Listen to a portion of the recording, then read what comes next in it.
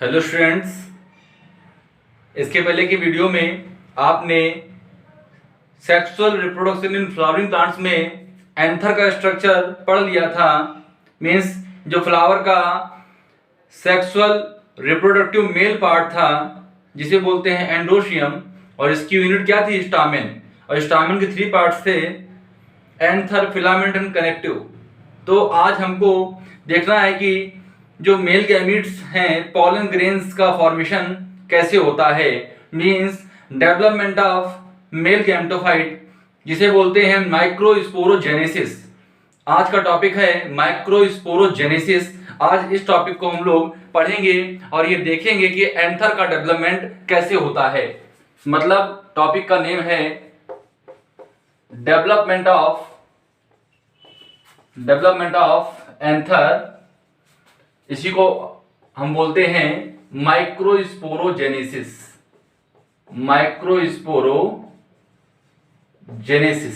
ठीक, आज का टॉपिक है डेवलपमेंट ऑफ एंथर या माइक्रोस्पोरोजेनेसिस। तो इसके पहले आपने ध्यान दिया था एंथर का स्ट्रक्चर आपने पढ़ा था। अब क्या करेंगे, एंथर की टीएस देखनी है। एंथर को कट करते हैं तो हमको स्ट्रक्चर कैसा दिखाई पड़ता है? ऐसा स्ट्रक्चर बेटा हमको एक दिखाई पड़ता है। इसमें जो बाहर वाला रीजन होता है उसे बोलते हैं एपिडर्मिस, और जो अंदर का रीजन होता है उसे बोलते हैं हाइपोडर्मिस। ठीक है, अंदर का रीजन है हाइपोडर्मिस और बाहर का रीजन है वो है एपिडर्मिस। ठीक, एंथर को हमने कट किया तो हमको इसमें 2 रीजन्स दिखाई पड़े। सबसे बाहर की लेयर है, इसे हम कहेंगे एपिडर्मिस, और इसके जो इनसाइड जो रीजन है ये है हमारा हाइपोडर्मिस। हाइपोडर्मिस की सेल्स में सेल डिवीजन की पावर ज्यादा होती है। मींस हाइपोडर्मिस जो रीजन है ये मेरिस्टेमेटिक हो जाता है। मींस इसमें सेल डिवीजन होता है, ठीक है। सेल डिवीजन के थ्रू हाइपोडर्मिस 2 सेल्स को फॉर्म करती है। हाइपोडर्मिस सेल डिवीजन के थ्रू 2 टाइप्स की सेल्स को फॉर्म करती है, आर्चीस्पोरल सेल और एक है प्रोकैम्बियम इनिशियल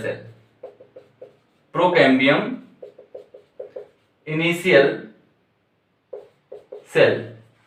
आर्चीस्पोरल सेल और प्रोकैम्बियम इनिशियल सेल, ये 2 सेल्स का फॉर्मेशन हो जाता है।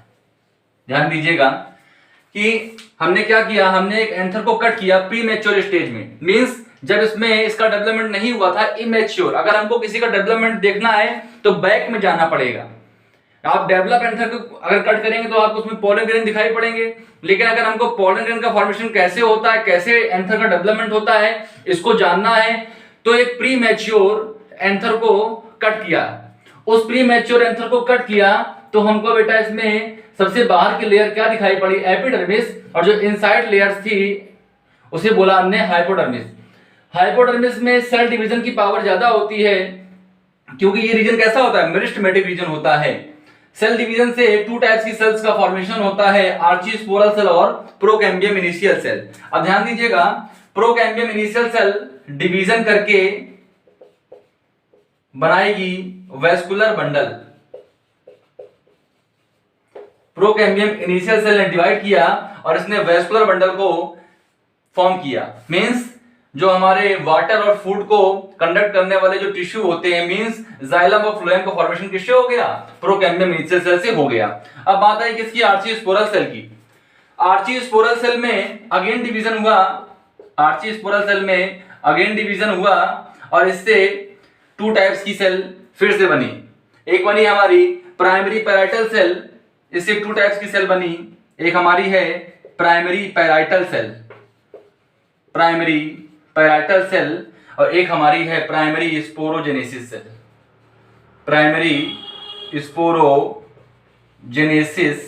सेल। ठीक है, डिवीजन हुआ, इससे 2 सेल बनी, प्राइमरी पैराइटल सेल और primary sporogenesis cell. Primary parietal cell से वाल लेयर का फॉर्मेशन हुआ और प्राइमरी स्पोरोजेनेसिस सेल से एमएमसी। एमएमसी मीन्स होता है माइक्रोस्पोर मदर सेल। इससे माइक्रोस्पोर मदर सेल का फॉर्मेशन हुआ। ठीक है, क्लियर कीजिएगा। हम अलग से इसमें एक मार्क करेंगे कि प्राइमरी पैराइटल सेल ने डिवाइड किया और वॉल लेयर का फॉर्मेशन किया, ये ध्यान दीजिएगा। और प्राइमरी स्पोरोजेनेसिस सेल ने डिवीजन करके एमएमसी को फॉर्म किया। एमएमसी मींस होता है माइक्रोस्पोर मदर सेल, और माइक्रोस्पोर मदर सेल से मियोसिस डिवीजन के थ्रू हैप्लॉइड स्पोर्स का फॉर्मेशन हुआ। और माइक्रोस्पोर मदर सेल में मियोसिस डिवीजन के थ्रू इसमें एक डिवीजन हुआ, मियोसिस सेल डिवीजन, और मियोसिस डिवीजन से यहां पर 4 हैप्लॉइड स्पोर का फॉर्मेशन हुआ। और यही 4 हैप्लॉइड स्पोर हमारे क्या हैं? पॉलन ग्रेन्स हैं। इतना टॉपिक आपको समझ में आया होगा। अब यही बात करते हैं वॉल लेयर। जब हमने बताया आपको कि वॉल लेयर का फॉर्मेशन हुआ, तो इसके पहले आपने जब एंथर की टीएस पढ़ी थी तो आपने वॉल लेयर में जाना था कि सबसे बाहर लेयर क्या होती है? एपिडर्मिस होती है। और वॉल लेयर में उसकी नीचे लेयर क्या होती है? एंडोथीसियम होती है, एंडोथीसियम। और उसके अंदर की लेयर क्या होती है? Middle layer. आपने ये पढ़ रखा है, मिडिल लेयर। और उसके अंदर की लेयर क्या होती है? Tapetum layer. ठीक, तो वॉल लेयर में एपिडर्मिस, एंडोथीसियम, मिडिल लेयर और टैपिटम लेयर का फॉर्मेशन हो जाता है। और एमएमसी से माइक्रोस्पोर मदर सेल से मियोसिस डिवीजन के थ्रू 4 हैप्लॉइड स्पोर्स का फॉर्मेशन हो जाता है। यही 4 हैप्लॉइड स्पोर हमारे क्या होते हैं? पोलन ग्रेन्स होते हैं। ध्यान दीजिएगा, क्या बताया हमने कि डेवलपमेंट ऑफ एंथर। एंथर का डेवलपमेंट देखा तो क्या किया हमने? एक प्रीमैच्योर एंथर को कट किया, और कट करने के बाद में क्या देखा कि जो सबसे बाहर की लेयर थी उसे हमने क्या माना? उसे हमने माना एपिडर्मिस। और उसके अंदर की लेयर क्या हो गई? हाइपोडर्मिस। एपिडर्मिस और हाइपोडर्मिस में क्या डिफरेंस है? एपिडर्मिस में सेल डिवीजन नहीं हुआ और हाइपोडर्मिस में सेल डिवीजन हो गया। हाइपोडर्मिस में सेल डिवीजन होने के बाद में या सेल डिवीजन के थ्रू आर्चीस्पोरल सेल और प्रोकैम्बियम इनिशियल सेल का क्या हो गया? फॉर्मेशन हो गया। अब प्रोकैम्बियम इनिशियल सेल से क्या बन गया? वेस्कुलर बंडल बन गए। मींस इससे जाइलम और फ्लोएम का डेवलपमेंट हो गया। इससे जाइलम और फ्लोएम का क्या हो गया? डेवलपमेंट हो गया। अब इसका यहां पर काम क्या हो गया? स्टॉप हो गया। आर्चीस्पोरल सेल ने फिर डिवीजन किया और प्राइमरी पैराइटल सेल और प्राइमरी स्पोरोजेनेसिस सेल का फॉर्मेशन किया। प्राइमरी पैराइटल सेल से क्या बना? Wall layer. और वॉल लेयर में आप जानते हैं कि एपिडर्मिस, एंडोथीसियम, मिडिल लेयर और टैपिटम लेयर को हम रखते हैं। एमएमसी से क्या बना? एमएमसी का मींस होता है माइक्रोस्पोर मदर सेल। और ये कैसे? ये डिप्लॉयड है। एमएमसी कैसे? ये 2n है, डिप्लॉयड नेचर की है। इसमें मियोसिस सेल डिवीजन हुआ और मियोसिस सेल डिवीजन होने से 4 हैप्लॉइड स्पोर फॉर्म हो गए। और यही 4 हैप्लॉइड स्पोर्स क्या हैं? ये पोलन ग्रेन्स को या माइक्रोस्पोर्स को रिप्रेजेंट करते हैं। ठीक है, ध्यान आया? इतना समझ में आया? अब इसका डायग्राम बनाकर पूरा इसको रीड करते हैं। आपने पढ़ा था mega sporogenesis, development of anther.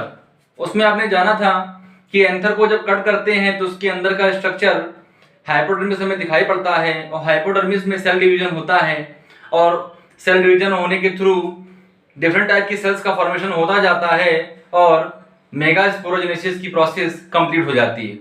अब उसको डायग्रामेटिक मेथड से या डायग्रामेटिक तरीके से उसको हम अब समझेंगे। बात समझिएगा, ये देखिएगा एंथर है। आपने पढ़ा था कि ये एंथर है, इसी के हमने एंथर वाले पार्ट को हमने कट किया था। ये बेटा क्या है? स्टामेन। पूरा ये पूरा स्टामेन है। ये वाला पार्ट एंथर है, ये फिलामेंट है और ये कनेक्टिव है। ये वाला पार्ट क्या है? एंथर है। ये वाला पार्ट बेटा क्या है? फिलामेंट है। और जहां पर एंथर और फिलामेंट आपस में ज्वाइंट होते हैं ये पोर्शन क्या होता है? कनेक्टिव होता है। ये पोर्शन क्या होता है? ये पोर्शन होता है कनेक्टिव। ठीक, अब क्या किया था हमने इसके पहले कि एंथर को हमने कट किया था और जब हमने एंथर को कट किया तो हमको स्ट्रक्चर कैसा दिखाई पड़ा? हमको एक ऐसा स्ट्रक्चर फॉर्म हुआ। इसमें क्या हुआ? सबसे बाहर की लेयर हमें दिखाई पड़ रही है एपिडर्मिस। इसके पहले आपको रिवाइज हम करा दें एक बार कि सबसे बाहर की लेयर क्या दिखाई पड़ रही है? एपिडर्मिस। और उसके इनसाइड का जो रीजन है वह बेटा क्या है? हाइपोडर्मिस। और हाइपोडर्मिस की सेल्स कैसी होती हैं? मेरिस्टेमेटिक होती हैं। मींस उसमें सेल डिवीजन का पावर होता है। कोई भी कॉन्सेप्ट को पढ़िए, कोई भी टॉपिक पढ़िए तो उस कॉन्सेप्ट को क्लियर करना चाहिए कि ये प्रोसेस कैसे कंप्लीट होता है, कि एक्चुअल में माइक्रोस्पोरोजेनेसिस है क्या।